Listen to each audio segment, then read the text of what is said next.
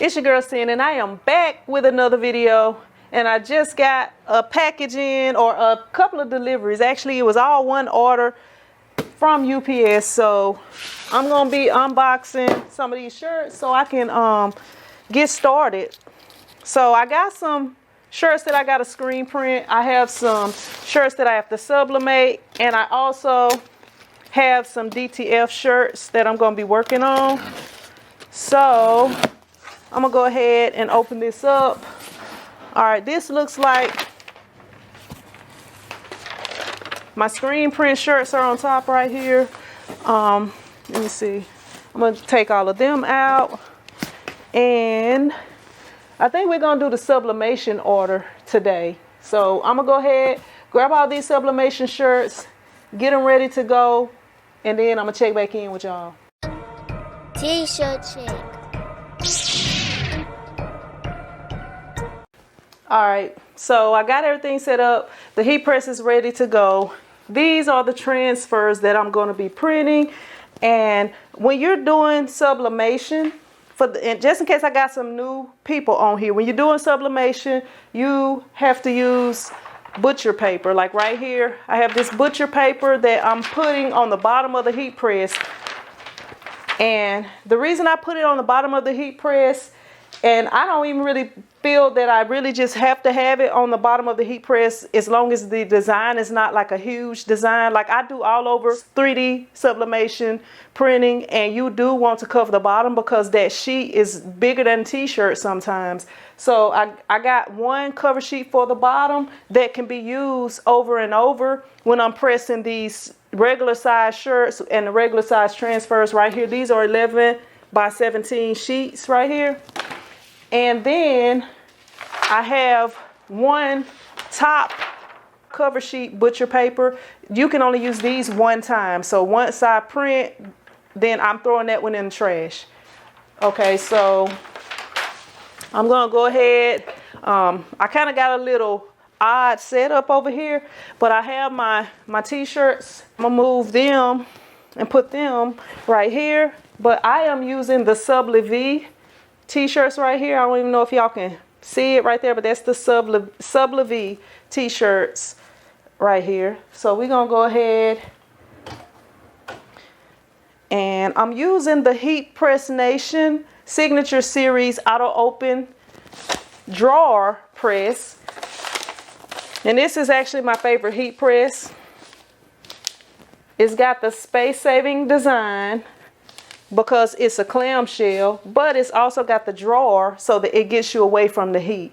Now with these, let me see, I'm gonna show you like this right here. When you're printing these sheets out right here, I always recommend that you cut the edges off, because sometimes when it's going through your printer, sometimes it can leave a little mark or something that you may not necessarily see. So I like to cut around it, but I like to just take your scissors and cut around it.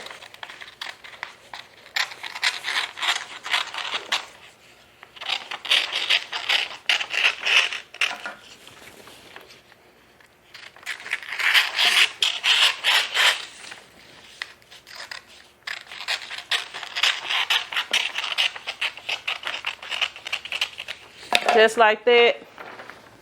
Just so that the edges don't print anything that, you know, like something that might have come off from the printer that you may not be able to see.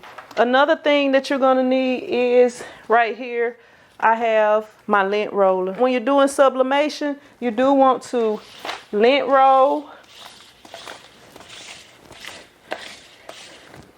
because if you print with sublimation and there's a piece of lint or something on here, it's going to be white. So you don't want to have lint on your shirt when you're doing sublimation, because it's going to leave a white space wherever the lint was. All right, so let me see. And I like to use my T-square it.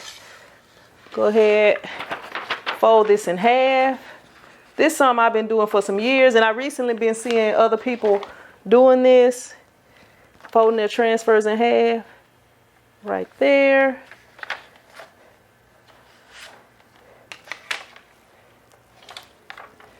And we cover it with this cover sheet. Let me go ahead, we're pressing it at 400 degrees for 45 seconds.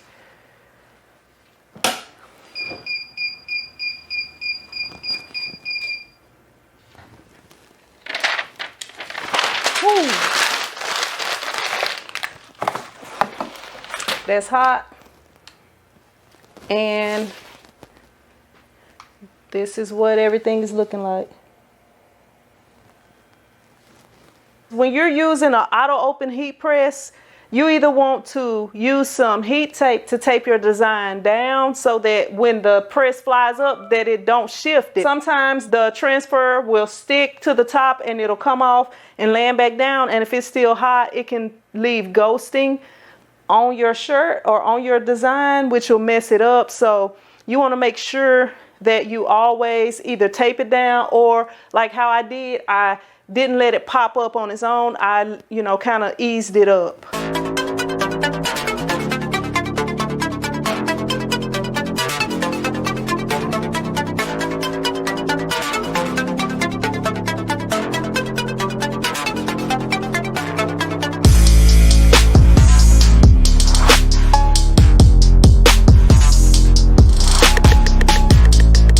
All right, so I'm gonna show you guys how I helped this press not pop all the way up. Okay, release, and now I gently glide it up, and now, woo. And once you start removing that, go ahead, remove it off of there, commit to it, don't let it fall back down. Even though it's hot, you may want to use some heat gloves.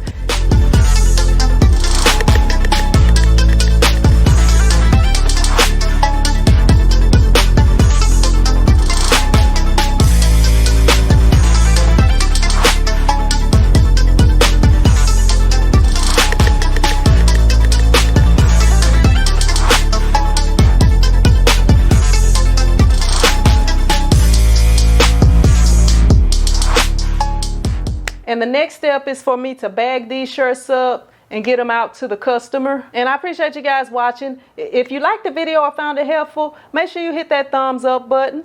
And if you have not subscribed, what is you doing?